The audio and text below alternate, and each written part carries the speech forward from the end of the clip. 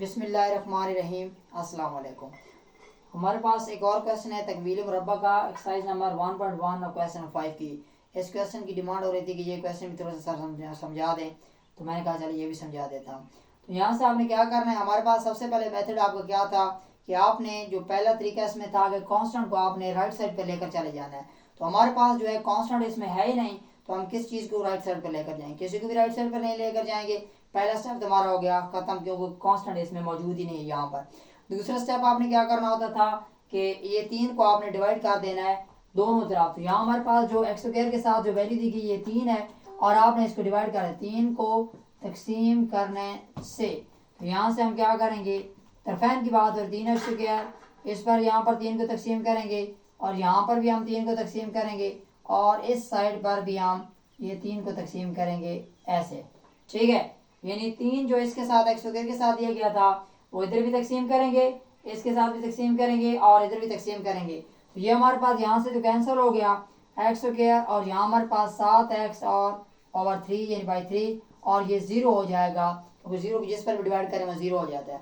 उसके बाद जो आपके पास थर्ड स्टेप होता है वो क्या होता है, जो एक्स स्क्वायर के साथ जो वैल्यू दी गई होती है उसको आपने 1/2 के साथ क्या कर देना होता है, मल्टीप्लाई कर देना है। तो यहाँ पर हम उसी तरह करेंगे 7/3 और इसको मल्टीप्लाई करेंगे 1/2 के साथ। तो पहले हमारे पास जितने भी क्वेश्चन थे उनमें 2 इधर किसी के साथ मल्टीप्लाई हो जाता था, यानी डिवाइड उनका टेबल जा सकता था, लेकिन यहाँ पर इसका टेबल नहीं जा रहा। तो जब किसी का टेबल नहीं जाए तो डियर स्टूडेंट आपने क्या करना है, आपस में आमने सामने वाले को मल्टीप्लाई कर देना है ताकि आपके पास क्वेश्चन आसान हो जाए। 7 को 1 के साथ करेंगे तो ये 7 आ जाएगा, और 3 को 2 के साथ करेंगे तो 6 हो जाएगा। ये हमारे पास बिल्कुल इस तरह आ गया है, काटने वाले कैंसिल वाले नहीं थे तो हमने इनको मल्टीप्लाई कर दिया है। फिर आपने क्या कर देना है, इसका स्क्वायर ले लेना है और दोनों तरफ आपने इसको जमा कर देना है, यानी 7/6 का आपने स्क्वायर लेना है और इसको जमा कर देना है, यानी ऐड कर देना है तरफैन में, बोथ साइड पे इसको आपने कर देना है। हमारे पास एक्स स्क्वायर 7/3 एक्स, और यहाँ पर आपने 7/6 इसको आपने ऐड कर देना है, और इधर 0 में भी आपने 7/6 को ऐड कर देना है। स्टूडेंट का मुझसे क्वेश्चन था कि सर यहाँ तो 0 होता है तो फिर हम कैसे ऐड करेंगे, तो ये आपने चूंकि 0 है तो आपने इसमें ऐड कर, जैसे आपके पास कोई चीज़ नहीं होती फिर आपके पास अगर 10 रुपये आ जाए या 100 रुपये आ जाए तो ऐड हो जाता है आपकी पॉकेट मनी में, तो ये भी इसी तरह आपके पास ऐड हो गया है। ठीक है, ये 0 था तो 0 में ये चीज़ आप ऐड कर सकते हैं, इसमें कोई इतना इशू नहीं होता। फिर आपने क्या करना है, अब आपने इसको यहाँ से ये आपका फार्मूला बनेगा बिल्कुल उसी तरह जिस तरह ये देखें ए स्क्वायर बनेगा आपके पास, और प्लस यहाँ से आपके पास क्या बनेगा 2।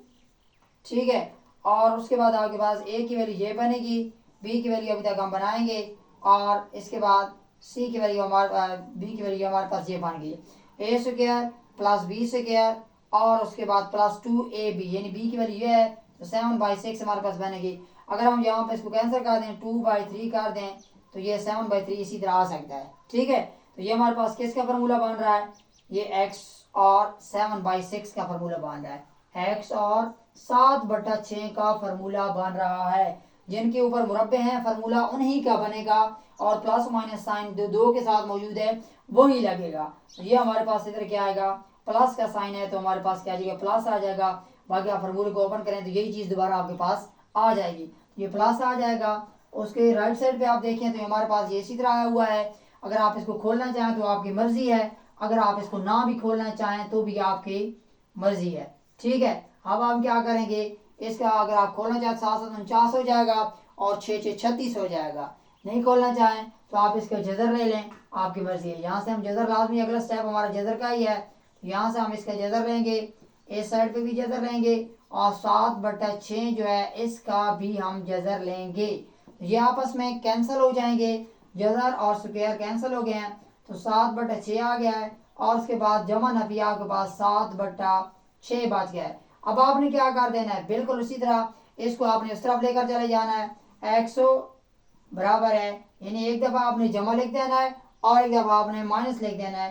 तो दोनों साइडों को आपने 7/6, इसको आपने एक दफ़ा जमा 7/6 और एक दफ़ा आपने इसको माइनस के साथ लिख देना है, 7/6 बराबर है -7/6। ठीक है, तो क्या हो जाएगा, अगर आप इसको इस साइड पर लेकर जाएंगे तो x बराबर है 7/6 -7/6 आ जाएगा, इनको कैंसिल करना चाहें तो आप कैंसिल भी कर सकते हैं। अगर आप कैंसिल ना भी करना चाहें तो इसको आप डिवाइड भी कर सकते हैं। यहाँ सामने इधर मैं थोड़ा बड़ा कर लिख देता हूँ। तो यहाँ इसका 6 जो पकड़ आएगा, 7 में से 7 जाएंगे तो कितना हो जाएगा आपका 0/6 आ जाएगा और x की वैल्यू 0 आ जाएगी। इसको अगर हम इस तरफ लेकर जाना चाहें तो मैं इधर कर देता हूँ x बराबर है 7/6 और -7 बटा आपके पास 6 आ जाए। पहले माइनस का मौजूद है, एलसीएम लेंगे हम इसका तो हमारे पास 6 एलसीएम आ जाएगा। तो कितना हो जाएगा ये -7, चूंकि एलसीएम सेम है नीचे तो उसी तरह आ जाएगा।